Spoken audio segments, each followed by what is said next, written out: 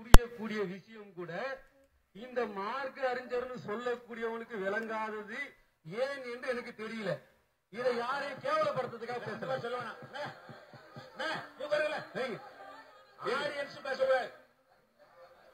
நாங்க பார்த்து நாங்க சொல்றேன் செய்யறோம். சரி சொல்லுவாங்க. இல்ல இல்ல அது இல்ல, நான் என்ன கேட்கிறேன், இல்ல நான் பேசுற நிறுத்தின இடையில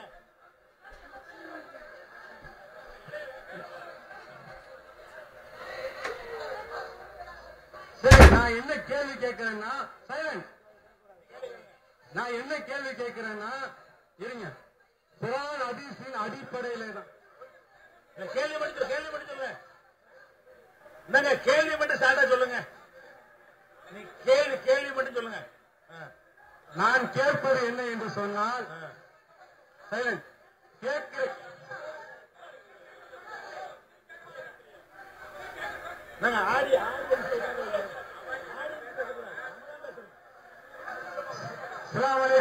நான் கேட்கிற கேள்விக்கு வந்துடுறேன். நம்ம சோழ யார் நிக்க கூடாது, உட்காருங்க. ஒரு ஆள் நிக்க கூடாது. உங்க தலைமை 1000 வாட்டி சொல்றாங்க மதிப்பு கொடுங்கன்ட்டு, அதையும் கேட்காம மதிப்பு கொடுக்காம பேசுறீங்கன்னா என்ன அர்த்தம்? நாங்க கேட்டோம்.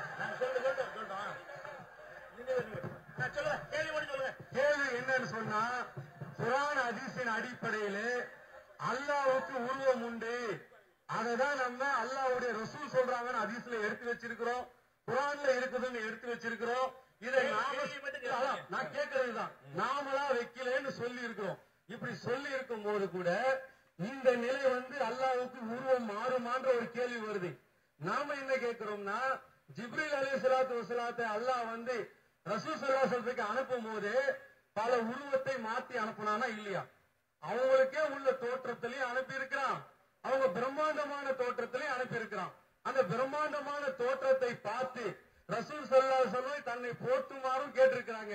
அப்ப அல்லாஹ் தன்னுடைய வல்லமை காட்டுவதற்காக தன்னுடைய படைப்பான மலக்குக்கே இதை செய்யும் போது அல்லாஹ் தன்னுடைய வல்லமையை காட்டுவதற்காக அவனே கேள்வி நேரமா பயான் செய்யறேன். என்ன கேட்கிறேன்னா அப்ப இவ்வளவு நாள நம்ம கேட்டு நான் ஆதங்கத்துல நான் பேசுறேன். என்னன்னா இவ்வளவு விளங்கி இதற்கு இல்ல இதை நாங்க எப்படி விளங்கிக் கொள்ளணும், இதை நாங்கள் எப்படி விளங்கிக் கொள்ள வேண்டும் என்று இல்ல இதை நாங்கள் எப்படி விளங்கிக் கொள்ள வேண்டும் என்று நீங்க தெளிவுபடுத்துங்க. மேடையில் உள்ளவங்களே பிரச்சனையை தூண்டுற மாதிரி இருக்குதுங்க. மேடையில் உள்ளவங்க அமைதியா இருக்கு தெரிஞ்சுக்கங்க. நீங்க என்ன பிரச்சனையை தூண்டுறீங்க? நீங்க அமைதியா இருந்தா மக்கள் அமைதியா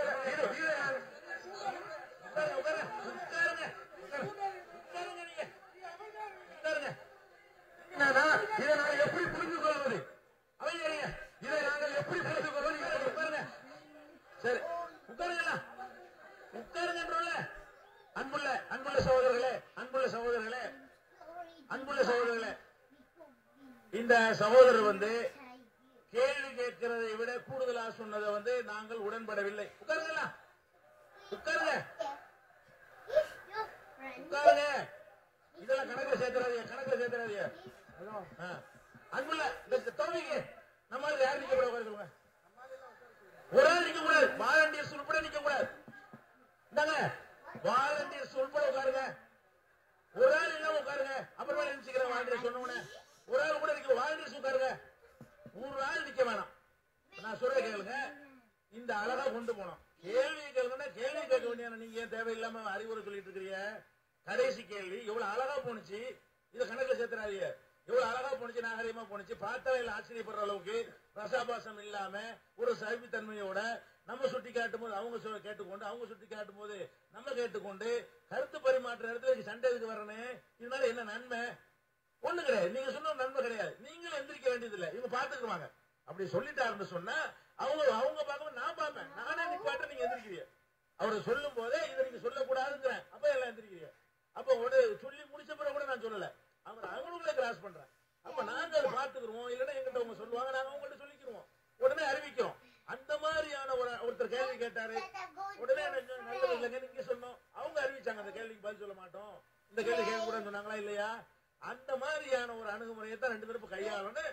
நீங்க அந்த கேள்விக்கு மேல சொன்ன அந்த விஷயங்கள் அவர் கூடுதலா சொல்லிவிட்டாரு, அதுல உடன்படல, அது தவறு.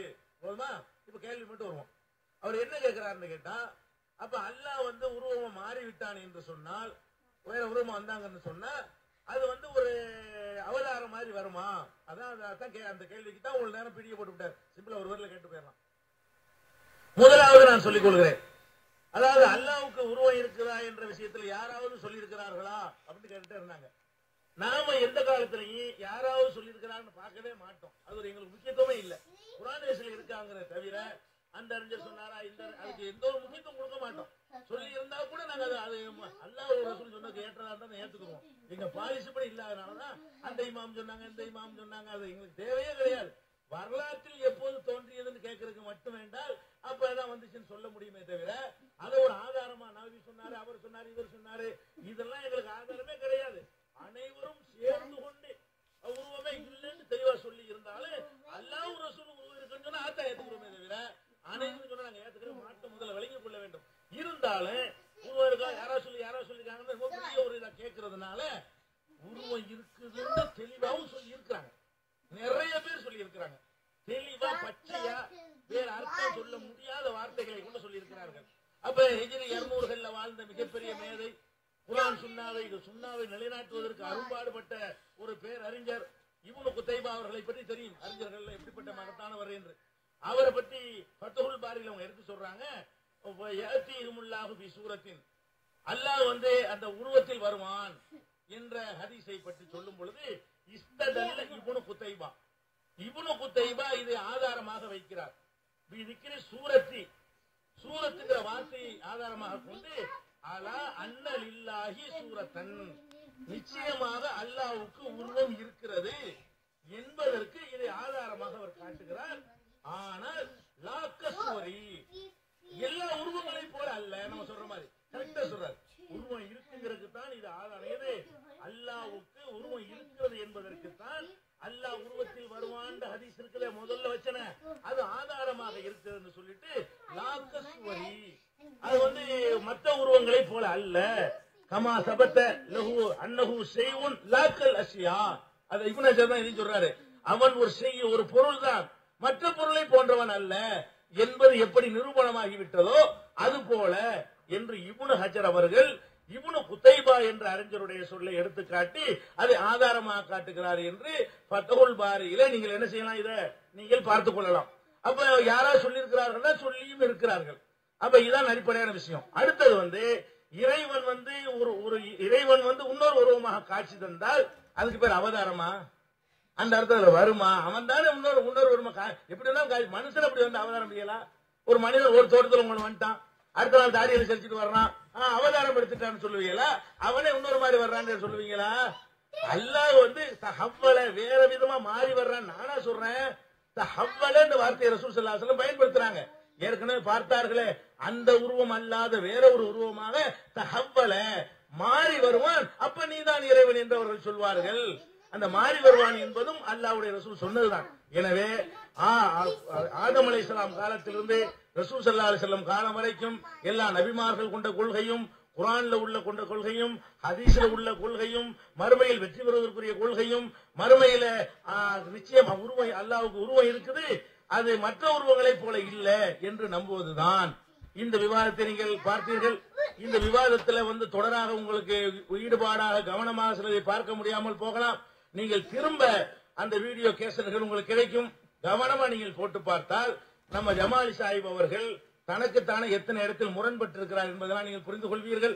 அதனால கரெக்டான விஷயத்தை புரிந்து கொள்வதற்கு இன்னொரு முறை கவனமாக இதை படித்து இதை பார்த்து குர்ஆன் ஹதீஸ் அடிப்படையில் அல்லாஹ்வுக்கு உருவம் இருக்கிறது, மற்ற உருவங்கள் போல இல்லை என்ற சரியான கொள்கையை புரிந்து கொண்டு நடக்கக்கூடிய நன்மக்களாக அல்லாஹ் நம் அனைவரையும் ஆக்கி அருள் புரிவானாக என்று பிரார்த்தனை செய்து என்னுடைய இந்த பதிலை நிறைவு செய்கிறேன். வாஹிர் தாவானா அனில் ஹம்துலில்லாஹி ரப்பில் ஆலமீன். அஸ்ஸலாமு அலைக்கும்.